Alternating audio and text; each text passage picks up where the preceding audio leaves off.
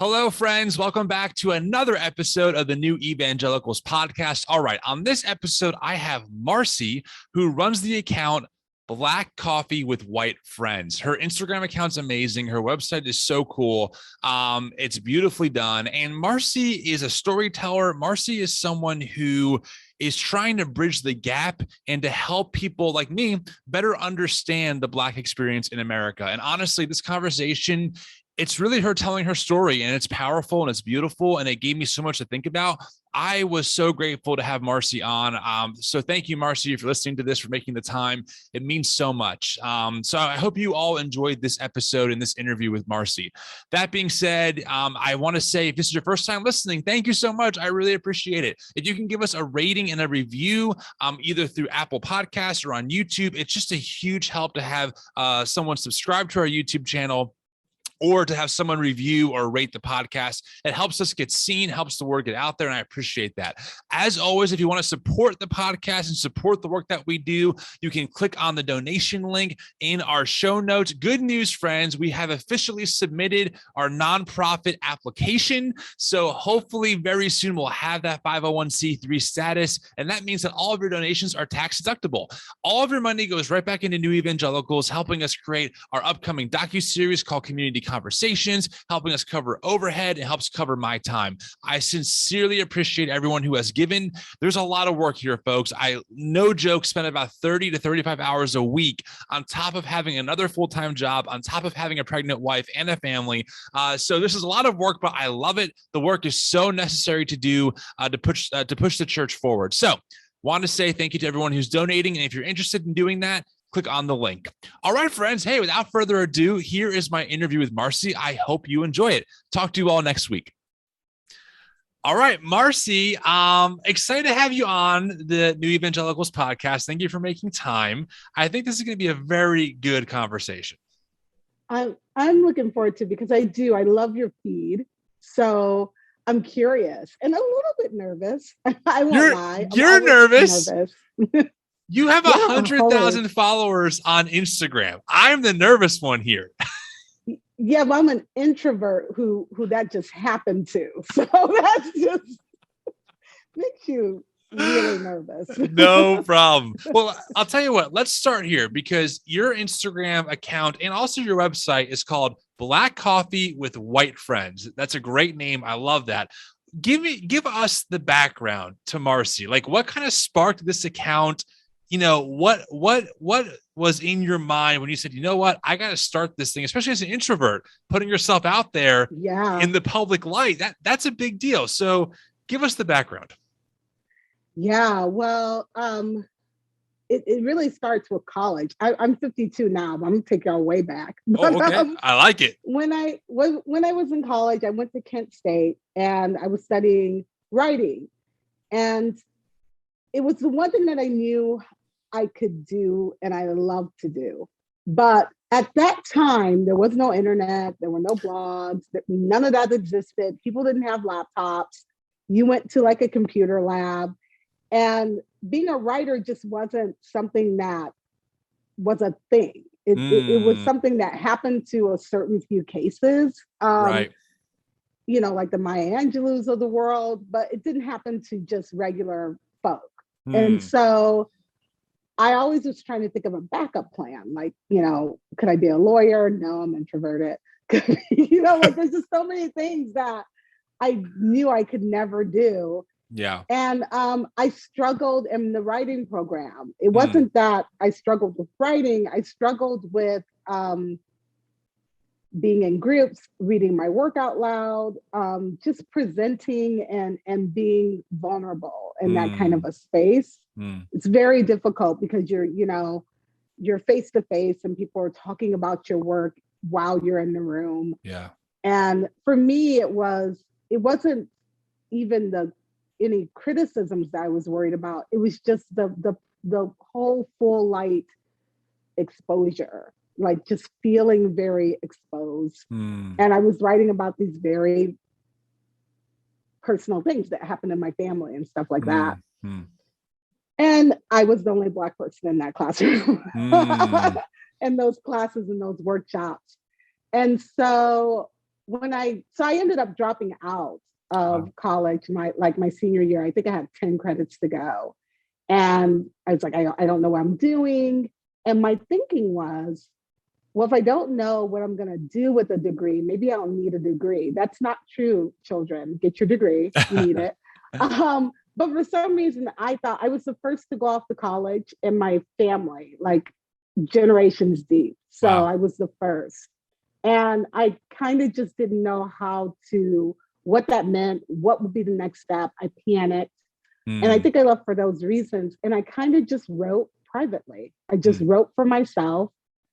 And my family would say things like, one day you're going to write about us and you're going to write this great book. And I just kind of was like, I don't know if that's ever going to happen. I don't know how to make that happen. So I worked in bookstores and I worked in cool shops, and I moved to Chicago. And for a short time, I was a barista, and I worked in the restaurant industry. And I did all these different things that were passions for me, but I kind of just didn't know what to do with the writing. Skipping forward, after marriage and then divorce, and what that felt like being a church girl is really difficult to walk through. Yeah. And especially being a Black church girl who's now a divorced single mom, I felt very scrutinized. And then I was in this group with some women who it was kind of funny. I think they thought they were saving me. I think they were kind of evangelizing me, but I already was a Christian. Right. So I think they just thought, oh, there's this poor like single girl, and I look a little younger than my age, especially then. And so I think they thought, oh, there's this poor teen and she just needs help. But I was like 33. I was like a grown. Right. You're an adult. Like a grown person. I had a life. And so we all became friends, and we started Bible studies together. They came to my place, and I ended up marrying one of their brothers who lived in Austin, Texas. Wow. It's such a weird story to tell. But anyway, when I moved, he looked for a job here when we were dating and when we, before the wedding, and he couldn't find one. So the decision was to go to Austin. Me and my daughter we get married and we go to Austin. And when I got to Austin, which I love Austin, it was a culture shock because I was coming from Chicago. I was coming from definitely segregated spaces, but still I would see Black people all the time. I would see people from different countries all the time. I would see Hispanic people and Asian people.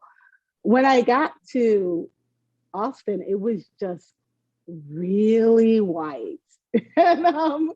And I remember it was really just boldly Christian. Like I saw so many crosses and so many flags and so many fish on the back of cars, which was very strange to me because I came from this city where I met people who were Muslim, and I met people who were atheists and agnostic and Hindu and Buddhist. I met witches. I met like the run of the with Chicago. Right. So it was a very and everyone was fine with everyone, And I met a lot of gay and queer folk. And when I came to Austin, all that ended. It just none of that integrated living was happening.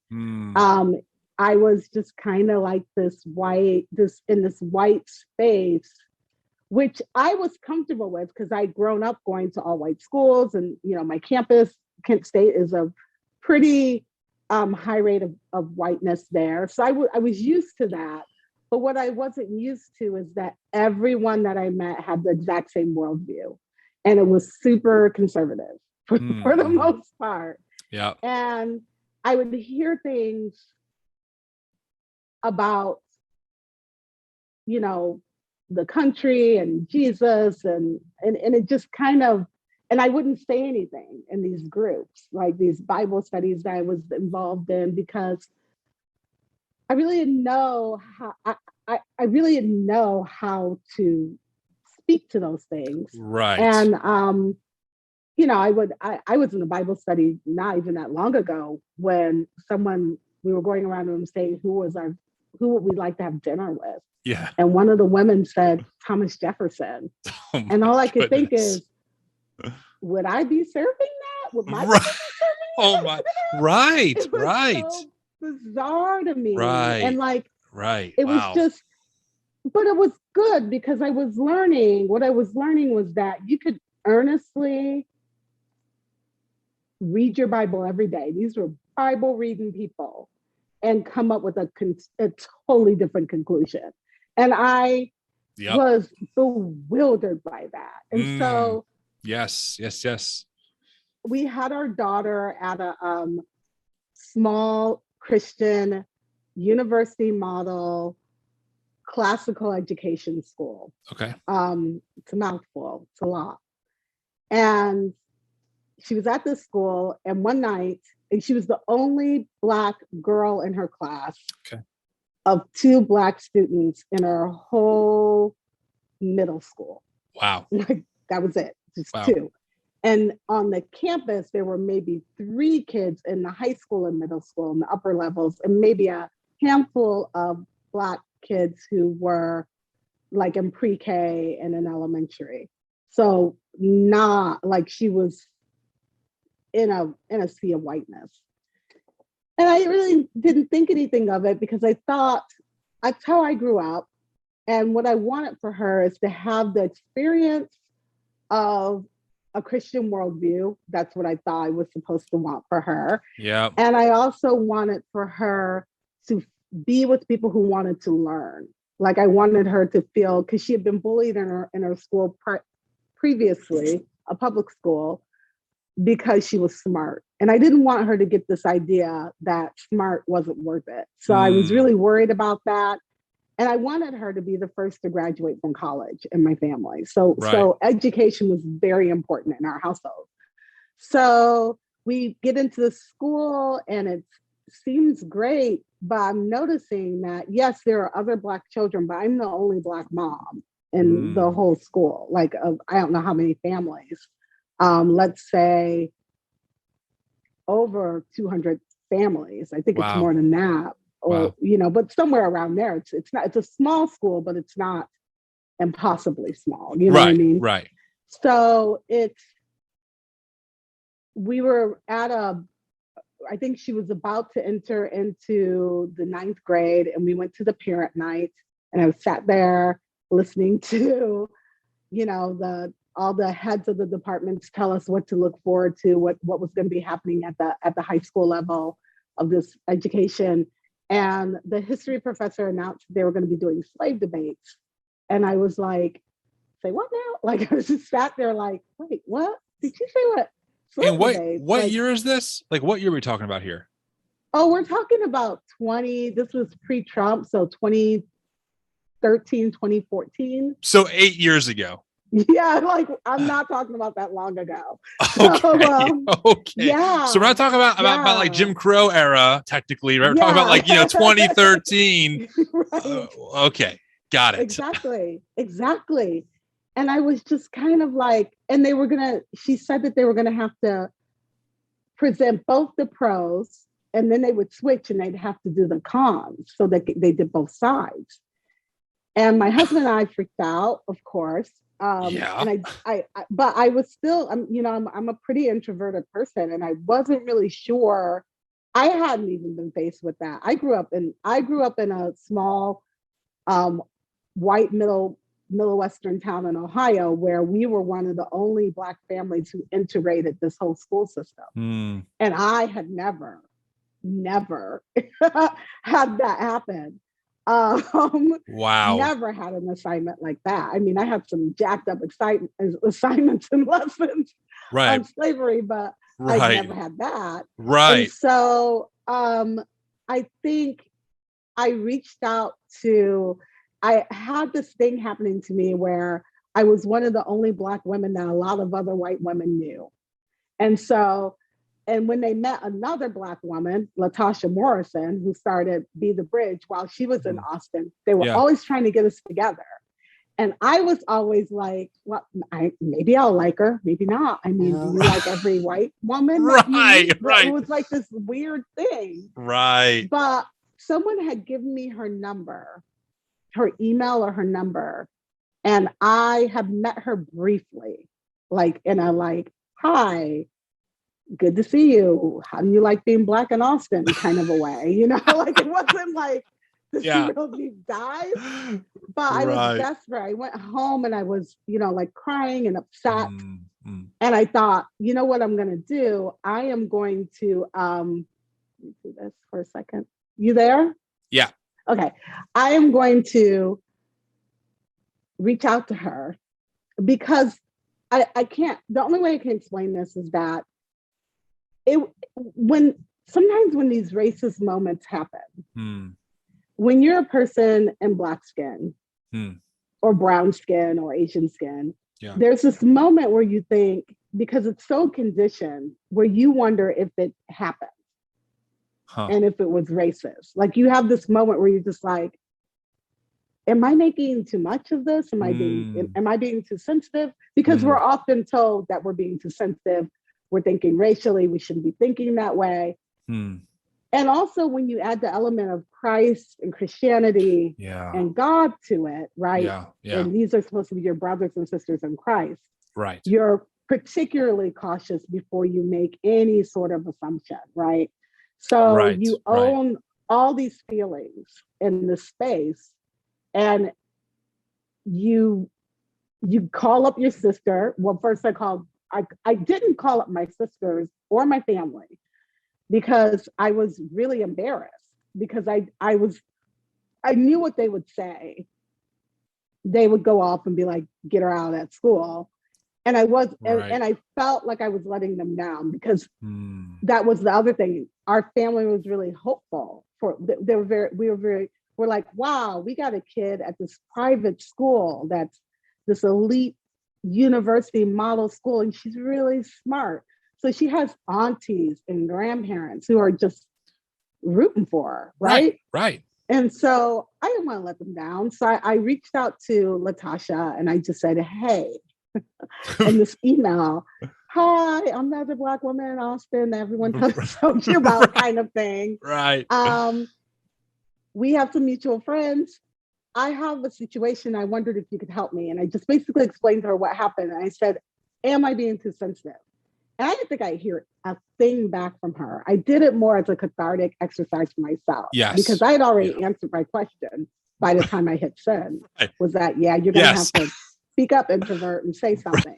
Right. So, so I ended up, she emailed me back, I think it couldn't have been 20 minutes later. It wasn't even that long later. And she was like, yes, this is a problem. And I have a problem with that school, is what she said.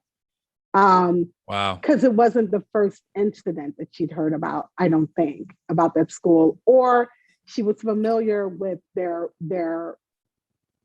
textbooks and stuff. I never really found out what she meant by that, but for her personally, but as I did more asking questions of the administration, I started to understand this is bigger, deeper, and much more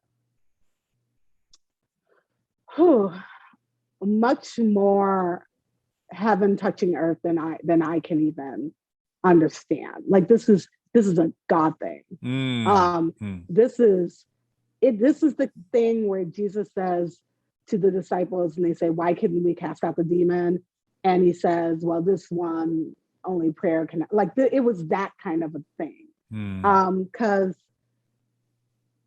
when you have educated people who earnestly love God and love theology and are bent on excellence, and we used to hear excellence all the time from the school, right? They have a very hard time hearing that they are not excellent. It's very hard to hear that. And so anything that comes back to them is taken as an attack of Satan. Yeah. You know, Right. Satan's always attacked this school. Totally. Satan's always wanted to take us down. So there was, I did talk to the teacher. My husband and I talked to the head of the history department and the head of the high school, and the head of the high school had adopted a young Black boy. He was maybe like, I don't know, maybe he was first, second grade, little one, maybe even younger than that. So he was very interested in coming to the table and having this conversation. And we had several conversations, and we had several conversations, and we had several conversations, and we had several conversations. And we got a diversity team to talk about the conversations. And I wrote up a proposal for what to do with the conversations that we were having, and nothing was done. I think they added some Black books books written by Black people to their summer reading list, but nothing significantly changed. Wow. Not one iota. Oh my goodness. And the whole time that this was happening, my husband and I were going back and forth. I would go back and forth to my husband saying, maybe I should write. Maybe I should just go back. Maybe I should do a blog. Maybe I should just take all the stuff that I've written. I was writing my daughter letters, and I should put them on a blog. And I was like, and then the next day I go, no, I'm not going to do that. and he's a graphic designer and a letterer and a typographer, and an amazing one at that. And then the next morning I wake up and I say, I think I need a logo for my blog. And then like, by dinner, I'm like, no, I'm not doing that. Yeah, sounds about right. We would go back and forth. But then when this happened, what really touched it off was that when Trump was running for office, I was having conversations with other moms, white moms, who were vilifying Hillary Clinton, which perplexed me. I didn't know what to do with Hillary Clinton, and I didn't know what to do with Trump. I knew what to do with Trump. I did not know what to do with Hillary Clinton. Right. Yeah. But I was as befuddled as every other Christian from an evangelical upbringing, or Catholic or Protestant, whatever it is we were all like in a tizzy. Yeah. Like, what do we do? How do we vote? Right. And one of the women who was supposed to be like the sage prophetic prayer warrior, which I hate that term, the prayer warrior. Yes. And she said, because a friend and I were talking after our prayer meeting, because I joined the prayer team. She said to my friend who had said, I just don't know what I'm going to do. I can't vote for him. Like she was clear on that. And this woman came and said to me, a Black woman, after my friend had said he's racist, he's misogynistic, she said, well, I'm voting for the unborn babies. And I just went, wow. I just was like, over the racism, over the fact that he's, assaulted women, over all these prayers that you've offered for parents who were facing divorce, and all the times that we sat in this room and we prayed for their marriage. But this man's been divorced 3 times, which for me is not a big problem. I've been divorced too, but it was the hypocrisy of it. It was this hypocrisy of this certain sort of sacredness of family. And yet we had this man who did not value family. Right. And yet she said that. And I just kind of thought, I'm going to make sure that my daughter knows that I cared about what was happening, if nothing else. I'm going to publish all this because let me tell y'all who aren't there yet, your 12-year-old, your 13-year-old, I don't care what's going on in the world. They don't want to hear it from you. They don't want to have deep conversations about the things. Right. You get moments of that, and it's glorious when you do. But for the amount of things that were happening at the rapid fire way that they were happening, when you're 13 and you're just trying to get through your school day, the last thing you want to hear in the car is, so let's talk about what the president said, or this candidate said, or this what happened to Trayvon or what, like the last thing that they want to hear are these things. So I started writing these letters because my mom died in 2010 and I didn't have her stories. And she died and she had lived through Jim Crow. She had gone through her father was a slave. Wow. So my grandfather I didn't know any of the stories. So she left us nothing. And so I didn't want to leave my daughter behind without knowing that these things mattered. And I wanted her to understand my view of Christ compared to what I knew she was getting at school. And it was one of those things when my husband and I went, like there'd be things that would happen and we went, and like we knew that all these things that we weren't on board with were happening, but we just were like, oh, it's so bad, but it's a really good school and she's safe. That's a terrible word. When you are sacrificing your integrity and your identity for safety, those are dangerous waters. And we were doing that. And, I said to a friend, I think it was Kevin Garcia, I said, I will never trust the institution over my intuition ever again. And that's basically what I was doing. I was trusting in this institution that's not just an education, but it's almost like a church because it's Christ-based, and and we're having prayer teams. It's running itself essentially very much like a church. They even had creeds and stuff like that. Like they had this statement of faith, and and so we ended up leaving that school, but I wrote a whole lot about, while I was writing to my daughter, I was like, I might as well write to these white friends what I feel, the things that I haven't said, the things that I haven't told them, the experiences that they haven't looked at, the way that God shows up in this beautiful Imago Dei way, that God is so diverse as the furthest star, cosmos, black holes. I mean, in all of creation, that kind of a diverse God certainly can't just be white and male and cisgender. Right? So the image of God reflected in all these things has to be greater than what we are teaching our kids to protect and uphold, and certainly more than America. So I wanted her to know that there was a God who loved her no matter what. And so I started writing about that. And I wanted my white friends to know that I too possess the Imago Dei and reflect the image of God.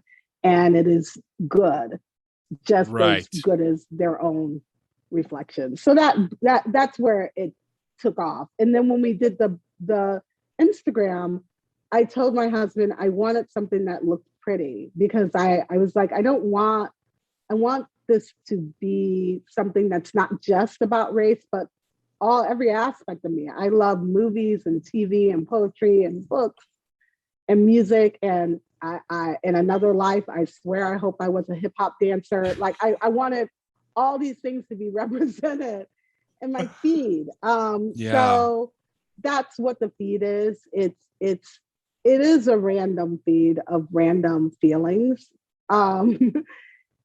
My Mockingbird history lessons feed is a lot more just about history, but I don't even know what my next post will be. Totally. I just kind of go with what I'm feeling. Wow. Well, first, let me say thank you for sharing all the details of that story. I took some notes as you were talking, like, okay, I want to come back to this, I want to come back to this. And as you kept going, I'm just like, oh my gosh, like, we really could be here forever, because I'm not sure how much you see in my feed, but like, I'm very, especially right now, really passionate about the Christian nationalism that we're seeing and the racism we're seeing. And we'll get into that in a minute.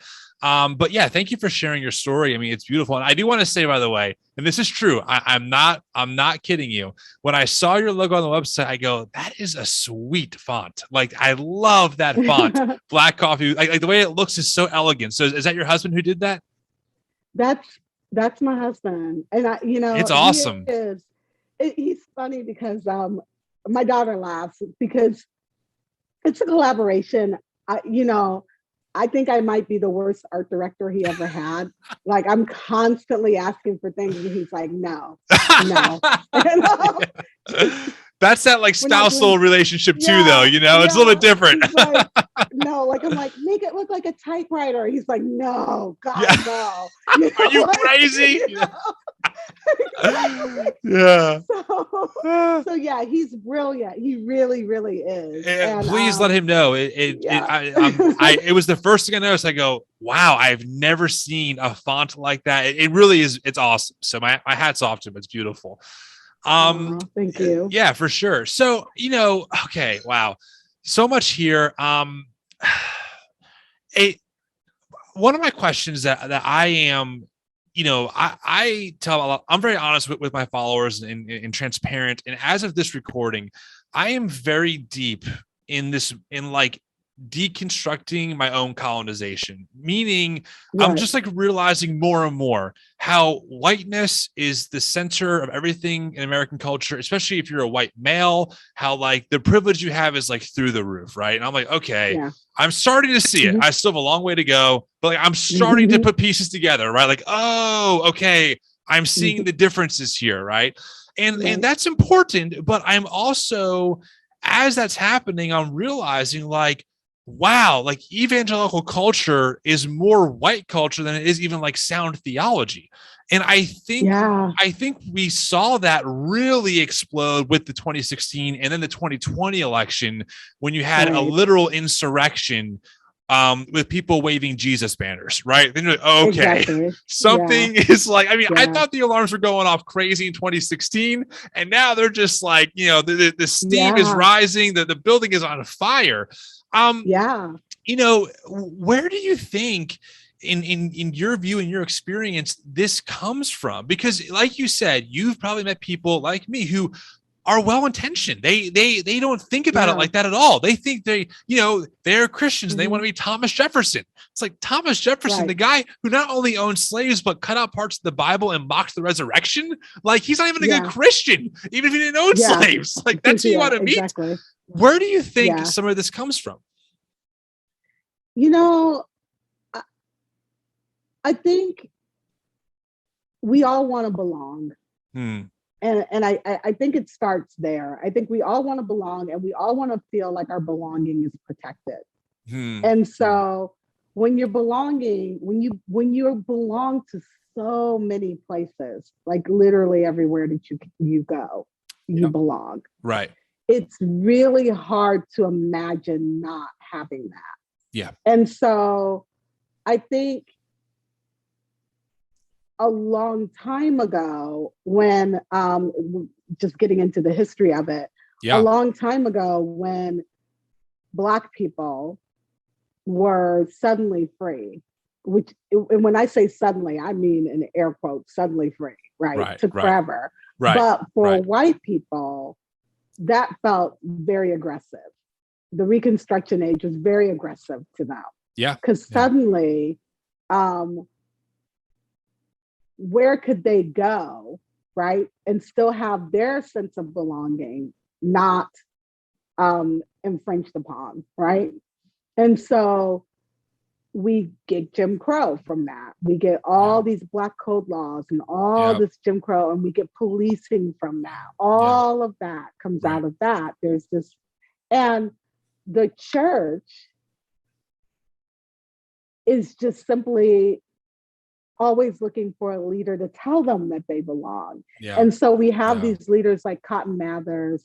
We also have Billy Graham, and we have these people who created a theology that basically said, yes, slavery is terrible and it's bad, but it's for the greater good of God, right? It's just for the greater good of God. And yes, segregation is terrible and it's awful, and we should definitely be integrated, but white people should be in charge of how that moves and how that works.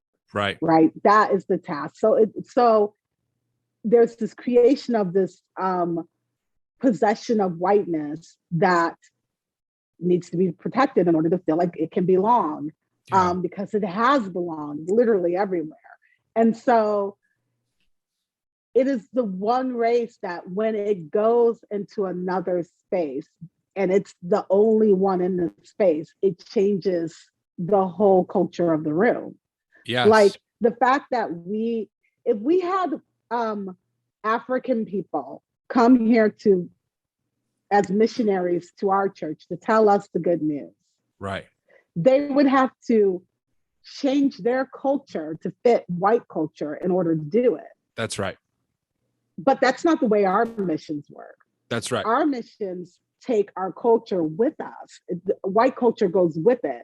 And that comes from this whole idea that we were going to tame the savage beast. We're going to save the savage beast.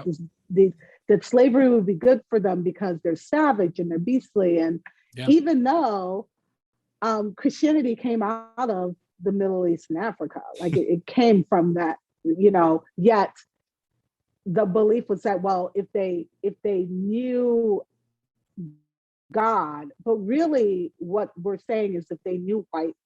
You're right. If they knew how to assimilate into whiteness, well, they'll be okay. It'll be better. There wouldn't be wars.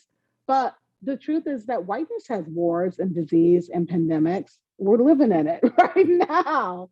And whiteness has debt in its country. But the belief in poverty and all these things, and lack of health care and lack of food and food deserts and food famines. But we have this belief that whiteness none of that exists when whiteness is in control. Yeah. And so we take our broken system of democracy.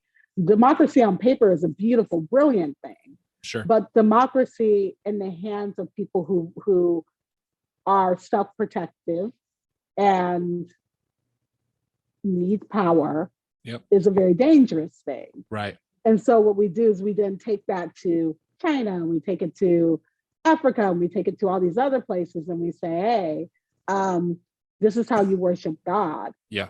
And we say yoga's terrible and demonic. Yeah. Drums are terrible and demonic. You're that's too far. Modest enough. I know, but this is what they say. Dancing is demonic. Totally right. When all of these cultures are different expressions of God.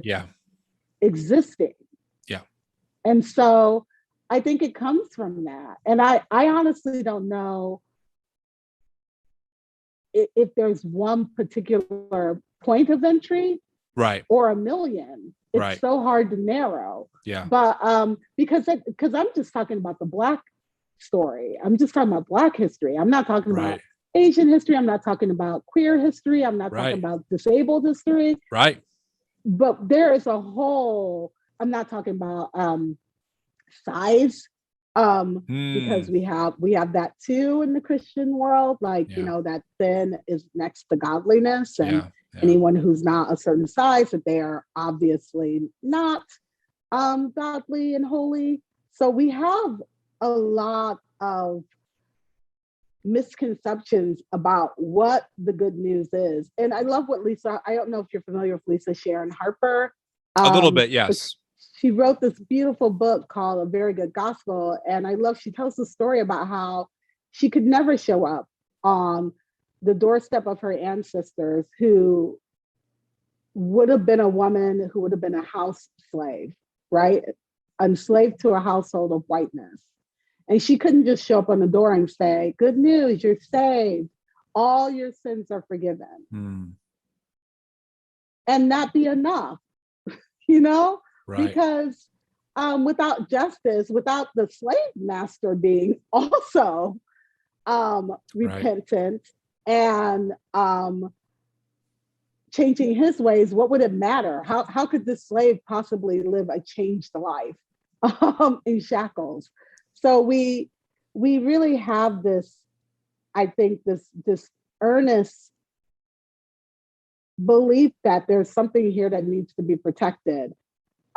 Because it's a scary thing to open your door to the fact that it really doesn't matter. Every single person who's ever breathed a breath on this earth is a reflection of God. Right.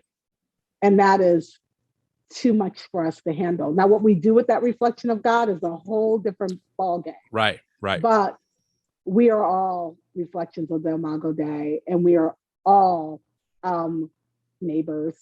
And those who choose not to be neighbor is our enemy, and the requirement remains the same. Yeah. That we are still called to love.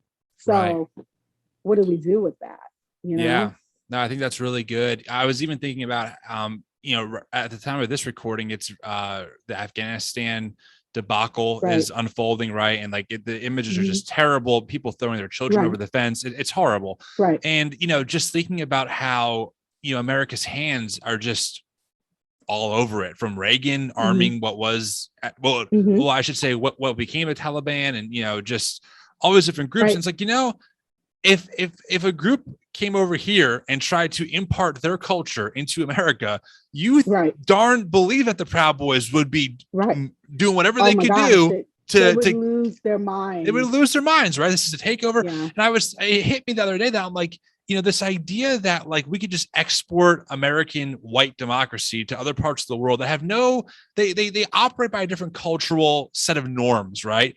It's like not fair to assume that we have a better model currently than like whatever is happening in other countries. And it is, I'm just realizing more and more, like as these pieces start falling into place, right? It's like, yes, like this, and this history goes back a long way.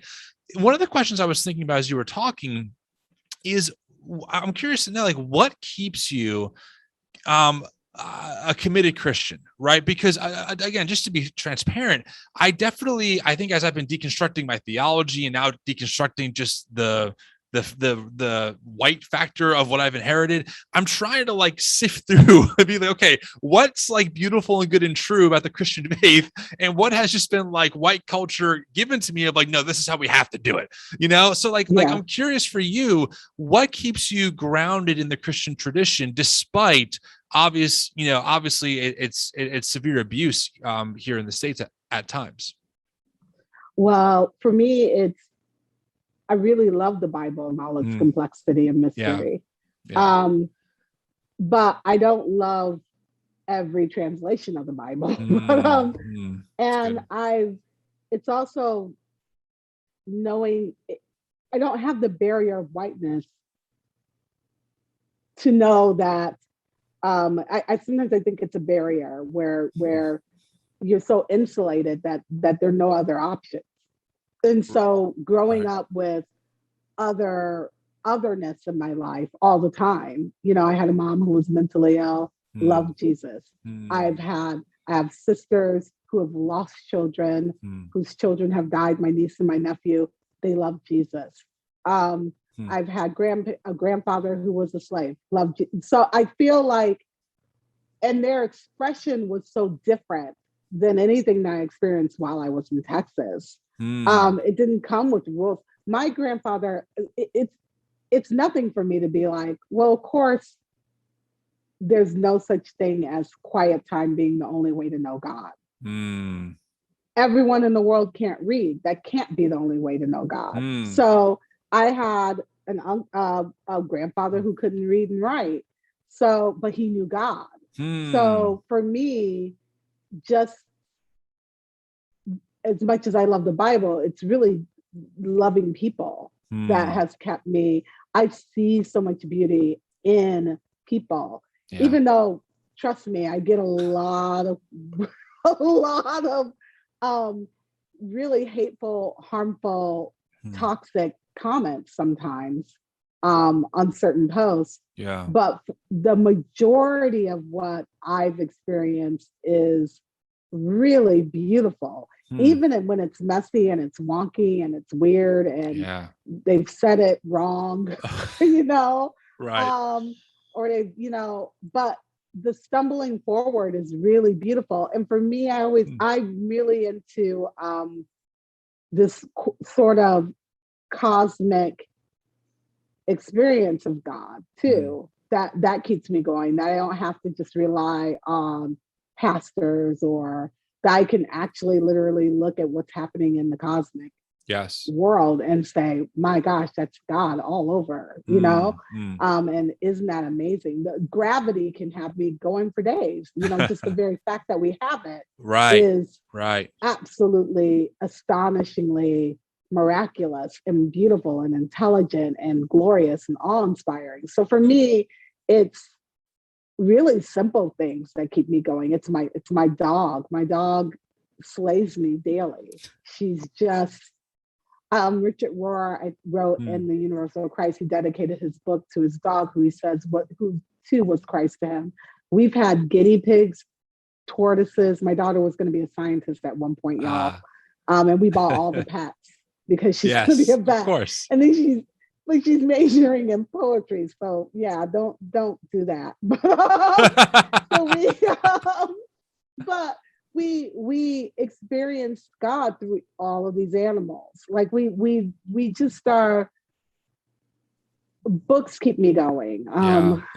People's stories keep me going. I love the fact that I've met so many people who have said, who have really been dealt a really raw deal from the church, and they still insist that they are loved by God. That is enough for me.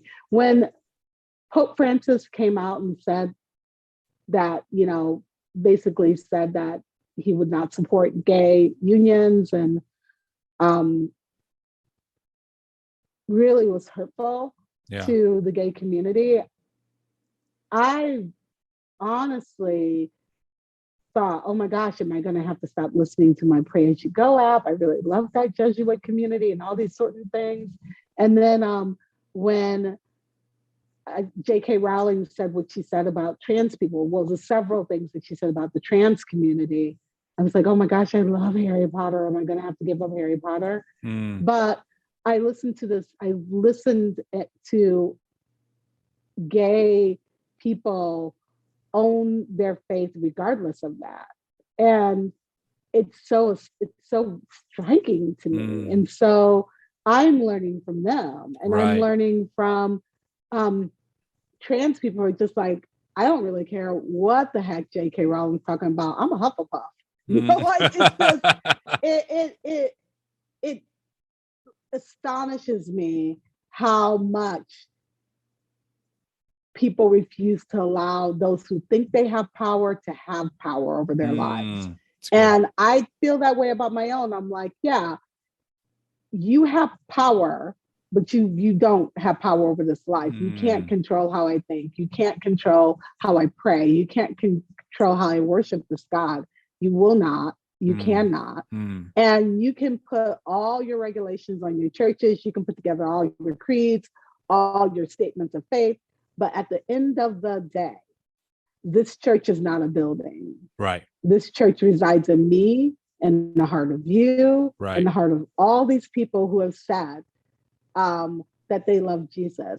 And I don't mean that they said the prayer. Right. That's nonsense. Yeah. But that they have decided to say that I believe that what Jesus said is true, that to love God is to love people. I believe that what Allah said is true, that to love God is to love people. Or I believe what the Buddha says is true, to love God is to love people. And it's very strange how all these people are saying the same thing. And so when someone says namaste to me or bump to, I'm just like, yeah, that's God.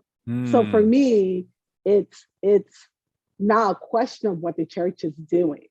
For me, when I'm calling out white evangelicalism and white Protestantism that's supporting nationalism, I'm pointing out the institution, not the people. That's right. At least not directly. But a lot of times what I have is I get this pushback of people being very offended by that, which all I can say is, but you're not offended by the least of these people being literally pulled from the table. Yep, that's right. The very table that Jesus came and sat. Right. That makes no sense to me. Right. So I always think with these people, I'm saying, well, there's no one in the Bible that's good enough for them. there's nothing but whores and prostitutes and rebels Right. and adulterers And and drunks. rapists and drunks. Right. Right? There are all these people who are so flawed in the Right. Bible and Jesus' genealogy, all the way from the beginning. Abraham was really not that great of a dude, Right. and yet he's the father of all. Mm. And I don't question that. I think, yeah, I want someone who's a little busted up. There's no perfection outside of God and Christ. So for me, I don't have a problem with that, but I worry for people who are excluding so many, because I worry that they're not seeing God. They don't see the face of God. They see a single strand of hair at best. Right. When there are so many moving parts to this great and glorious being that created us all. Yeah, no, I think that's spot on. I really wrestle with that, with what you said about like the rise of, Christian nationalism. And I just wonder, like, often, like, what book are you reading? Like, you read Matthew 25, where Jesus is like, talking about a parable, the sheep and the goats, and he's using all these metaphors. And one of them is like, if you don't take care of the poor, like, judgment awaits, right? And we read that, we're like, well, are they drug tested? Like, it's like, that's not what's going on here. And then you have people who are like, we have to make hymns to Trump, and you're like, wait, that's not in the Bible. Like, okay, what books? Like, I think it was the First Dallas Church that wrote the hymn "Make America Great Again" and sang it for the July 4th service. And you're like, wait a second, guys. I mean, I'm no Bible expert, but if we're gonna go through the Gospels, you're not gonna see a lot of this. And it's very interesting to me to see people that have a very strong verbal language of Christian, right? Jesus, forgiveness, acceptance, love. They sing these worship songs, right? Sean Foyt is touring the US singing these worship songs about how much God loves people. And then he's posing, he's supporting Proud Boys on his platform. He's making crazy, sometimes just straight up racist statements. And you're like, Sean, like, how are you singing these songs about God's unconditional love? And then pushing the complete opposite from your platforms. It's crazy. It is. It's really crazy. And a lot of it, I think, is not knowing people. So I think if your experiences, I always try to think of people's lived experiences, because it's very hard to, I'll use myself as a perfect example. So I grew up in a church that the Black church is very much, I feel, anti-gay, as most churches are, right? But in the Black church, it's a whole different ball game, because it's more like we're on show, and there's that whole thing of trying to prove our worthiness.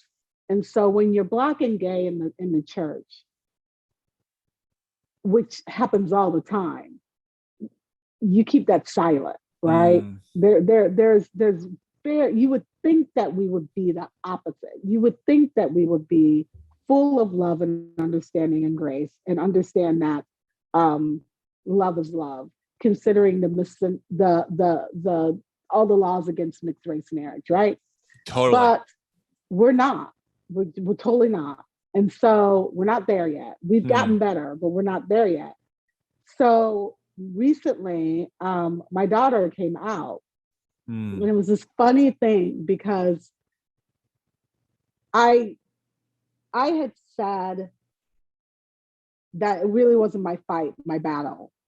That was Jen Hatmaker's battle, because I was friends with Jen, but I just met her when all this was happening, when they were taking her books off the shelf. And I remember telling her that my niece was gay and she had died of a heroin overdose. And I was really grateful that she said what she said, but that I personally wasn't sure how to make sense of the scriptures, right?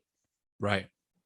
And the reason that I wasn't sure how to make sense of it is because it didn't touch my life where I felt like I needed to make sense of it. So I could read it and just let someone else give me the basics of it. Yeah. Right. Yeah. It's not affecting my life. Right. It's right. not, I'm not needing to dive deep into that. I don't need to then go find the historical context of this. I don't then need to go find the Aramaic of what was said, or the Hebrew of what was said, or the Greek of what was said. I don't have to sit here and process the fact that the word homosexual wasn't even a thing until the 1900s, and yet somehow it's in the Bible. Right. I don't have to think about any of that because it's not my thing. Right. And it's not affecting me. And so it wasn't until my beloved girl told me her story that I was like, okay, now I need to know all the things. And it wasn't even like I had to do this great dive or this great leap. It was so clear because I had raised, I don't even know how, y'all. She's to me, she's a perfect human being.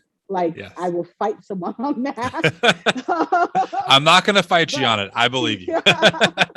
She is this beautiful, loving young woman who loves everyone and, tries really hard to be so accepting of people. And she's funny and she's smart and she's good. She's just inherently good.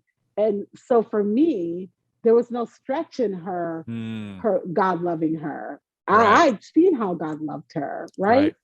But, if you don't have that experience because you're so insulated, you're so gated, everyone at your church has the same demographic as you do, or if it's different, it's just socioeconomic, and you can throw money at it by putting money in your tithe or just throwing some donations here and there. But until you actually have a life that's full of complicated ideas of what it means to be a human being on this earth, you will continue to believe that there's a certain way to be a human being on this earth. And then you'll be completely sure that there's a certain way to be a holy human being on this earth, right? And so when I could see holiness in other people, even people who are atheists and don't believe in God, that's when the blinders come off, because you're experiencing something different. But the thing that the church is really good at, it's really good at keeping us from doing that. It's really good at saying, the shack is evil, don't read that book. Right. It's really good at saying, don't see that movie. That has bad language in it, so you can't watch Do the Right Thing. So you don't know stories. You have no context except the War Room and Undefeated or whatever those movies are. You only have that worldview. Right. And so you have no other worldview. And so in those movies, guess what? Most of the people are white and there's a couple of Black people and they all believe in Jesus and they all come to the same conclusion in the end, right? Fireproof, I think that's the other one. Fireproof. So when those are the God's only stories that you have, exactly, God's not dead, but you don't have Pose to draw upon, and you don't have what's another one? David Makes Man, and you don't have Parasite. What a glorious movie about human dignity and what it means to be seen and to be accepted, right? When you're told that all these movies they're bad and they're unholy and ungodly, and you won't watch them, when you can't watch the new Star Trek series, right? That's amazing, right? Right. Because there's queer and gay love in it. Right. I think that's the thing. We censor life. We censor human dignity and we censor life so often. And we're given that mandate from the pulpit that we are supposed to only like C.S. Lewis, who was very much a heretic, but for some reason, I love him because he kind of snuck in there. He's a heretic and a universalist, and yet people who would never read Richard Rohr Right. will just quote C.S. Lewis all day long. And I'm like, are y'all reading the same C.S. Lewis? It's so bizarre to me. It's funny you say that, because I was just talking to someone the other day and I was making the point that people will go to like a charismatic worship event, have someone prophesy over them, but if you go to a psychic, you're a heretic. I'm like, exactly. Like, okay, so what we're doing is we're just changing the location and what it looks like, with the same result, right? The same result. I'm going to pray over you. God's giving me a word. This is coming your way. You know, I sense opportunity for you. I mean, it's literally like it is. It's psychics shit. Dare I say that? You know, like, and it's just very interesting to me that like a lot of people don't, because like you said, because we've been just taught to see things with one particular very specific lens, right?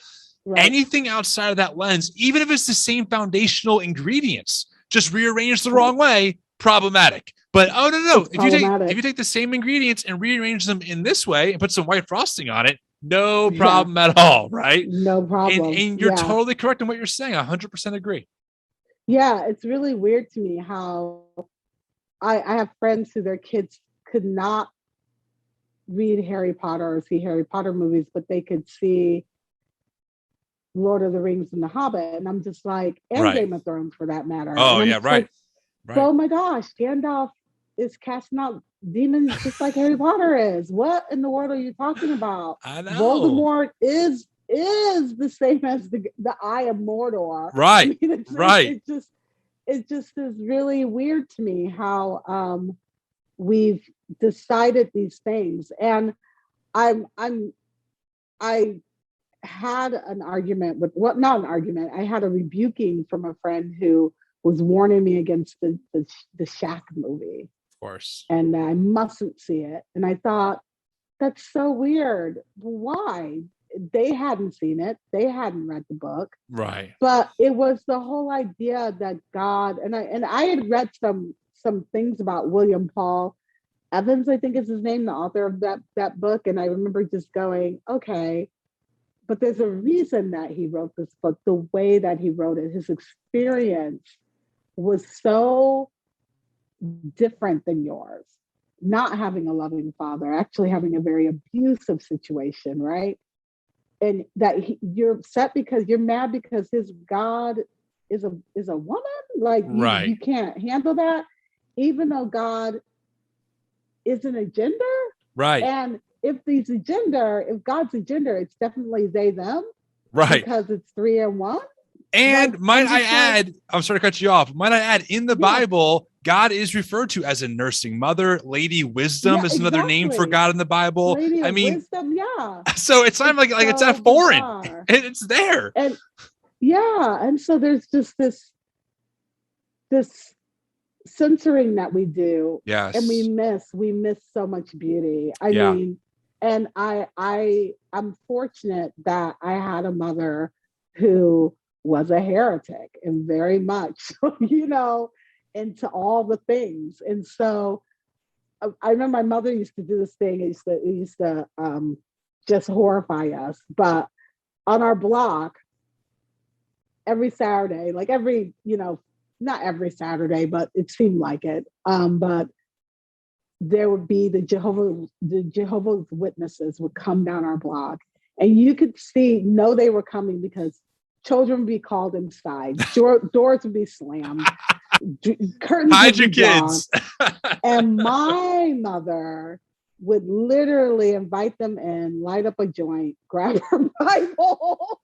I love it. And like have these tete-a-tetes with the Jehovah's Witnesses.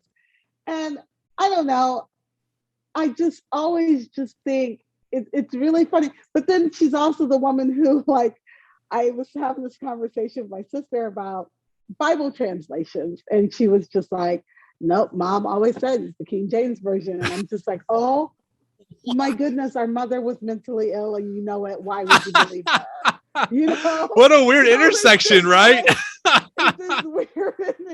So it's just, I think it's amazing. I trust God enough. I Yeah. trust in the God that I feel that has created this earth and this universe and all the different galaxies. I trust the goodness of that enough That's good. that my searching can be messy, maybe even wrong. But if along the way my heart's desire is just to love more people, Yeah. it's never gonna be the wrong thing in the end. Yeah. And I don't fear. I'm not living towards death, and I think that's another thing in the church. Most of what we do is towards death, towards the ever after. There's not a lot of earth. There's a lot of heaven. You're right. And not enough of here on earth. Yes. And it's funny because Jesus's ministry and even the whole of the Old Testament says so very little about heaven. You're absolutely right. It's very little focus on that. Yep. Everything's in the here and now. Those stories are so very here, so very now. Yeah. And yet we spend a lot of time making decisions based on whether or not we're going to get into heaven. Yep. And I think a lot of people just can't believe that God could be that good.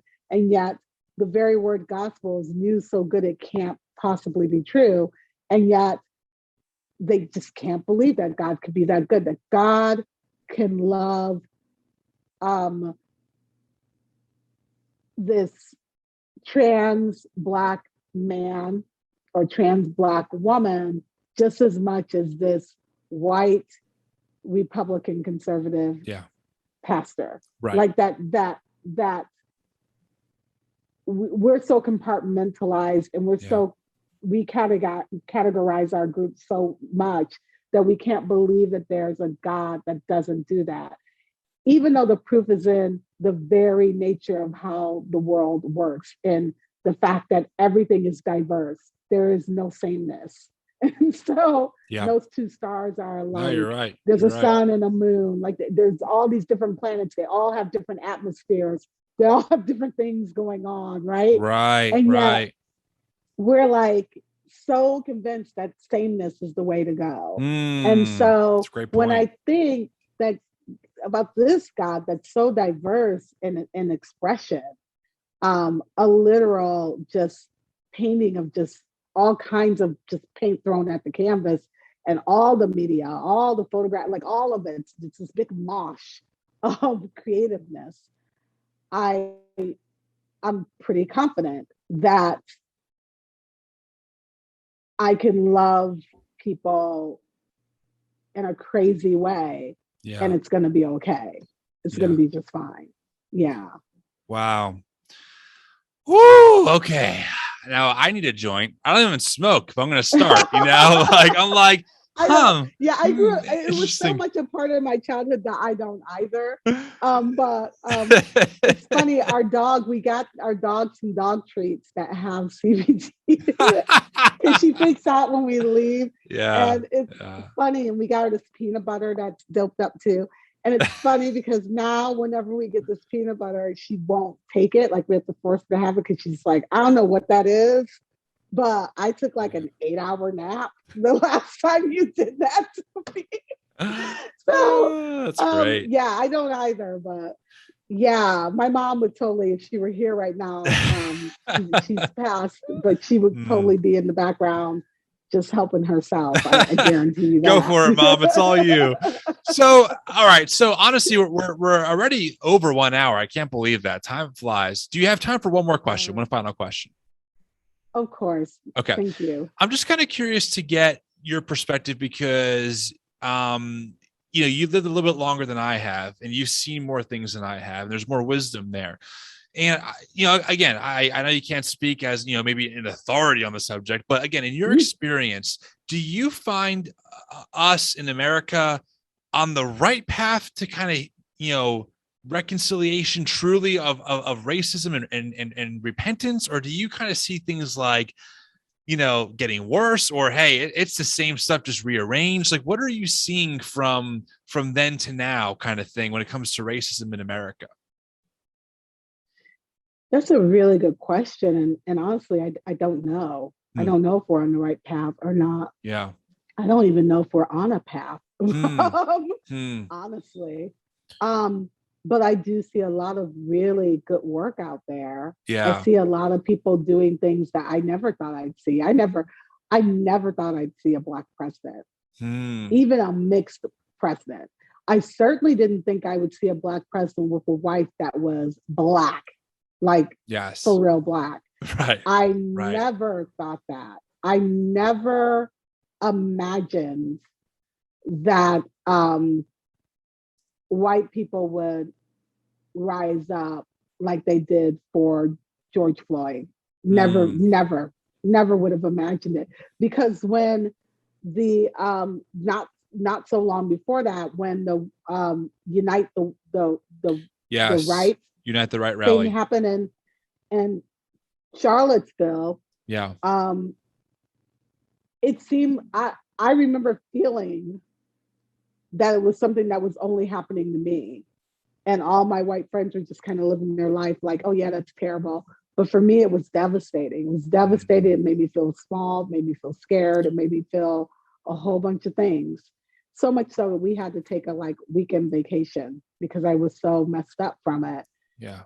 But I never imagined that I would see the things that I see now. I never envisioned or could have even dreamed of a Stacey Abrams or an Ava DuVernay. None of that in my childhood would have seemed possible. I see more Black people on TV than I've ever seen in my entire life. I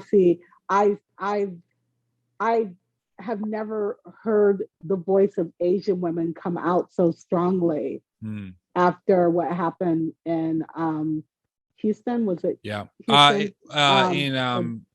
Was it Tennessee? In Texas. I think it was Texas with the shootings. It was the Atlanta.